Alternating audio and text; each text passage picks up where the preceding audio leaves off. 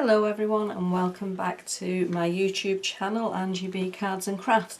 So I did a video recently about what happens if you do an alcohol ink pull but do the pull with clear gesso instead of using white gesso, and I found it wasn't overly successful. It did do the pull, but it did a very, let me pull the right pieces off, a very pale result. So these were the outcomes. That was 3 pulls from the same one. But then when you did it with white gesso, so I'll do a direct comparison here with the white gesso. So that's with a clear gesso and that one's with a white gesso. So you can see there's much more vibrancy with the white gesso behind. So I've put the alcohol inks on first and then put the clear gesso to do the pull, and then did one with the white gesso. This was actually the second pull. I didn't add anything extra. Actually, I'm lying, I've got the wrong one there. It's that one that I did. I thought that looked a bit wrong. This is the, so it's a lot more vibrant still, but this is the second pull of this one. This is the first pull, even though it's less vibrant. So I was just trying to figure out what else I could try. So what I thought I would do, and I've realised I've not got my brayer, which is here. I've got a different brayer this time, just because that's the first one that came to hand. Right, I'm going to put the clear gesso on first. And then, I don't think this will work, but you know what? The only way we find these things out is by giving them a go.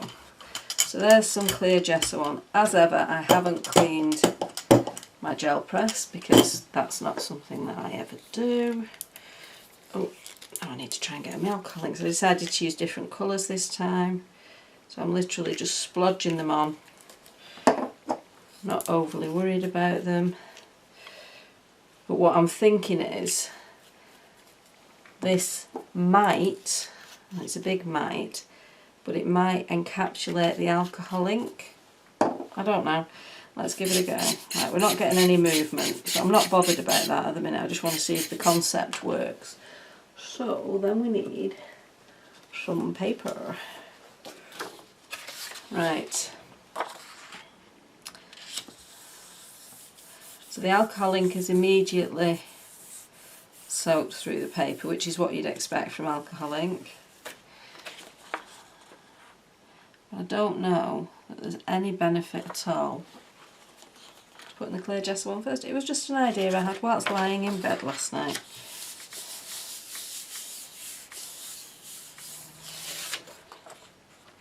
No. Right, I'm going to try it again, but I'm going to change my concept a little bit. I'm still using clear gesso. So the clear gesso seems to have globulated, that's made a word, rather than some paints will just bead up on your gel press and others don't, but the clear one seems to have. So what I'm going to do is let that dry, give it a bit of a waft, and then I'm hoping it's going to act the same way that it's going to enable the alcohol ink to act the same way as it does on a gessoed surface, because you can feel on here there's definitely, it's unified, the surface. So if I then wanted to put something else over this, I could, because it's a unified surface because of the clear gesso, which is kind of what I wanted, but not. Just let me grab my alcohol. So I'm just going to squirt a little bit of ordinary alcohol on, because then I will at least be able to get some movement with the colours. There we go.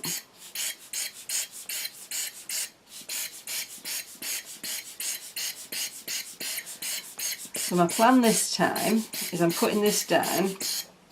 I've got the clear gesso underneath it, so the clear gesso becomes the top layer. It always makes me laugh, that one's got a wonky nib on it. Nib? It's not a nib really, is it? A wonky bit on the tube. So I need a little bit more alcohol.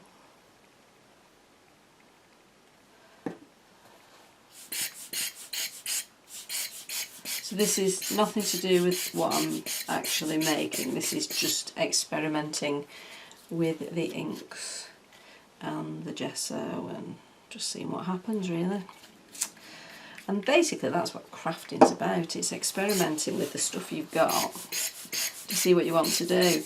Because one thing that you quite often see is that people will buy something and then reproduce exactly what they've seen someone else make. Which is fabulous. It's great that you can buy products that then enable you to reproduce things that you like, but it's not you being truly artistic in your own right. And for me that's important. So one of the things that I do a lot of the time when I'm doing gel press images, I avoid using other people's masks, stencils and stamps and start doing mark making. If I show you some of the other things that I've done recently. Just bear with me, sorry about my arms. So things like this, because then they're unique to me and I've just used tools to make them rather than, although your stamps and stencils are tools, they also are an idea that belongs to somebody else. This is using a piece of plastic, a palette knife, a grouting tool, lids off things, you know, there's a whole host of things that you can use. The marks here are from packaging from some pens that I got. This is actually from the bottom of my acrylic paint, my Dina Wakley acrylic paints. So you just use what you've got. I absolutely love this. I think this is so clever. In fact, I've got one further down. Let me show you it. This one. I'll turn it that way because I think that's the way it needs to go. But I absolutely love how this has come out. I think it's brilliant. So I try not to use the tools of other people so that I can make unique artwork. And that's just me. I'm not saying that everybody has to do that, but that's, I do, don't get me wrong, I have lots of stamps and stencils and I love them. I love using them and I will use them. But that's for if I'm crafting to make a card or a journal page or something. If I'm actually wanting to make something which I reference as art, as in unique to me, then I will try and avoid using other people's products. Because the thing is, then there's no issue with copyright either. So all I've done here, I've purposely gone over before it's totally dry with white gesso, and that's because I didn't want it to be white, but I wanted the colour to match in with what's there. Let's get some papers again and see what happens with this. Oops, not that way.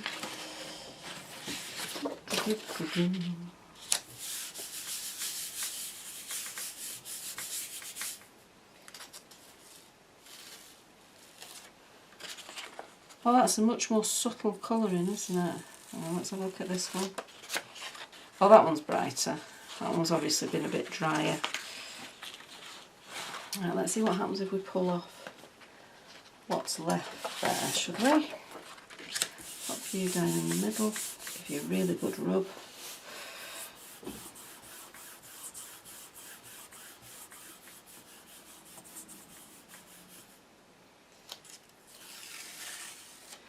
Oh, that's quite a nice background, isn't it? Because you've got some really nice bright colours and then some much paler colours.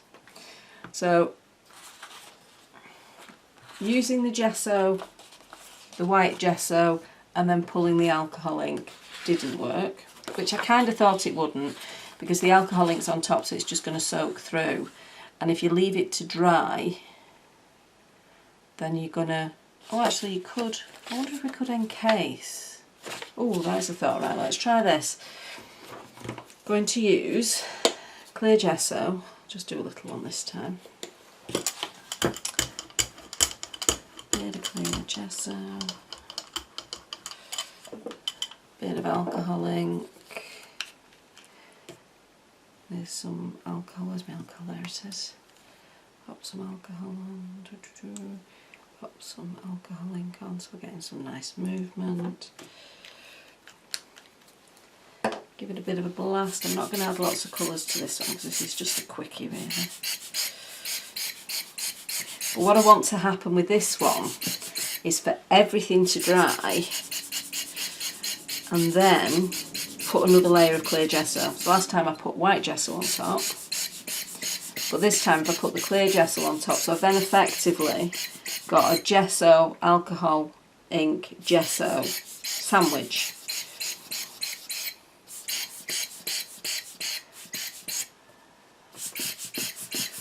And this is just me experimenting. I don't have a particular reason for wanting to do this. I think it does give the advantage if you can get a layer of gesso over the top of the alcohol, that it gives you that uniform surface. But there's nothing to stop you once you've got the alcohol on your paper, alcohol ink on your paper, then putting a layer of clear gesso over it, which I do. But this is just experimentation. I think I'm going to need some more clear gesso as well.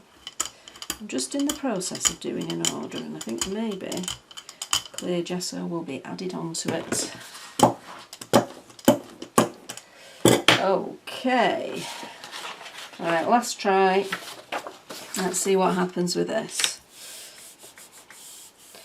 So it's not, the alcohol hasn't soaked through like it did on the first one, so we've not got alcohol ink coming through. So in theory now we've got gesso, alcohol ink, gesso. So we should get the vibrancy of the alcohol ink in a sandwich.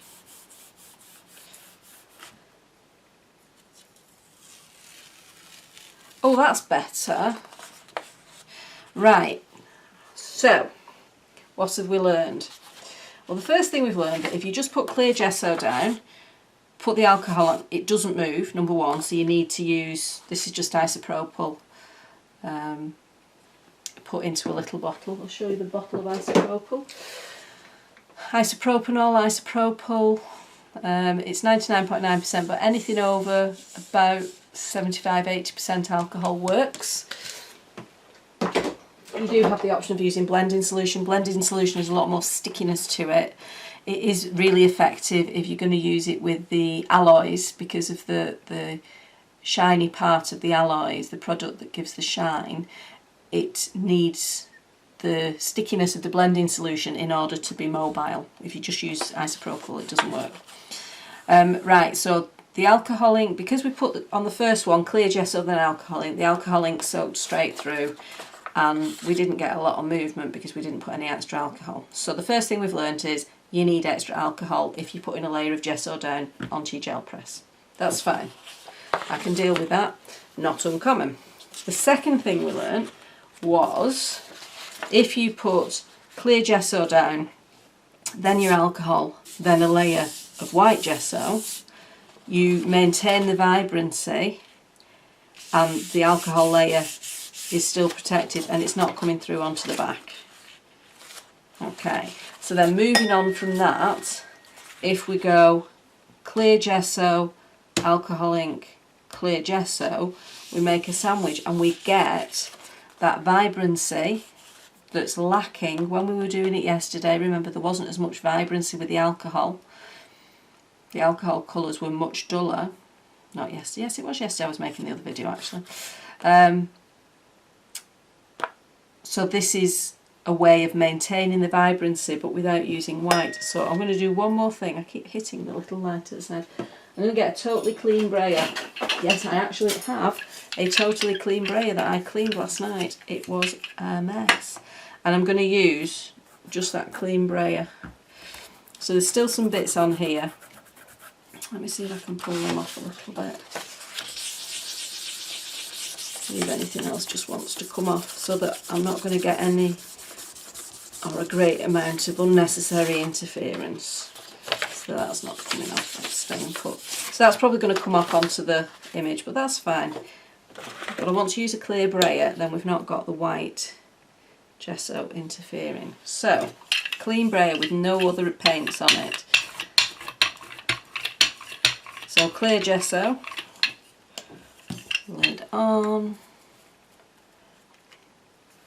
put alcohol down first. You can do it either way, you just get a different effect. So I'm just lobbing down the alcohol, and there's the alcohol ink. You can see there's lots of movement there. In fact, some of that's probably going to go over the edge, which is fine.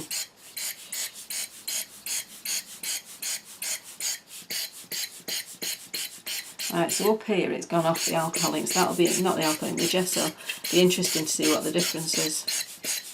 And it has at the edge as well.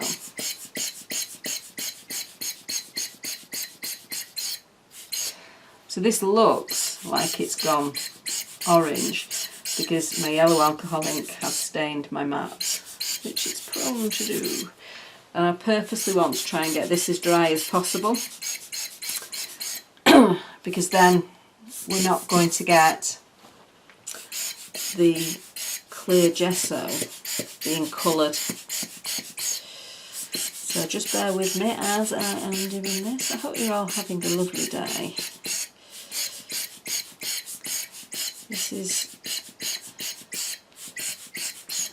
always interesting using my gel press. It is my favourite thing to use. If I do get stuck, I always get my gel press out, and I now own 3 sort of proper gel presses plus some shaped gel presses. So I have a few of them, to say the least. But this is my big one. This is the one. My son got me this for my birthday earlier in the year. I love it.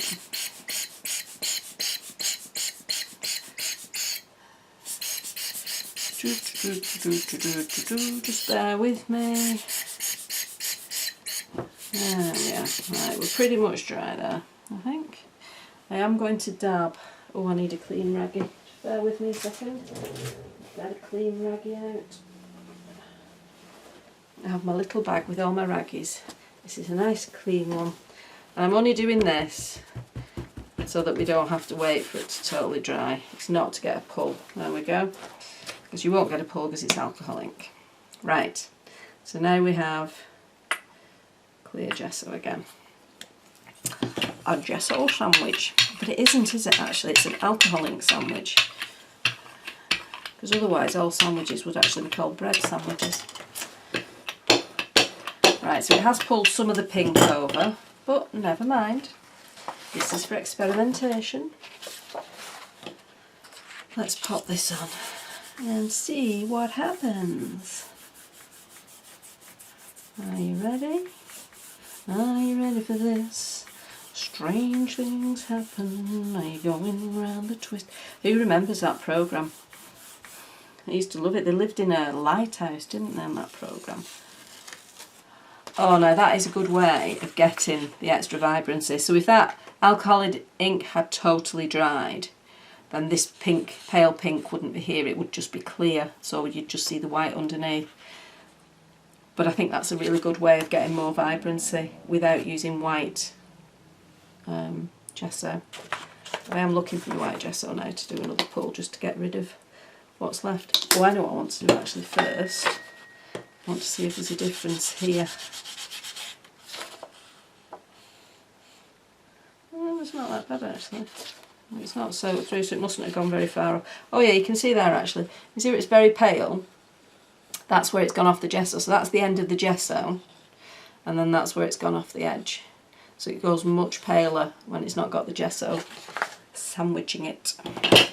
Right, we'll go back to this brayer for now.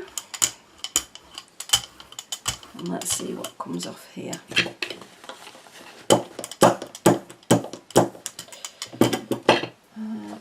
I've covered up all my papers. No, I think I've just used them all, right? Just let me grab some more paper. Nearly used this packet of paper as well. Not got many left. Right, put that down in the middle. And don't feel that you have to use all of what's there. You can pick that up on another pull and just get the edges. See, I really like that. I love it when you get all the different bits. So some of this is acrylic, all the pinks and purples are obviously the alcohol ink we've just put down. I like the look of that one.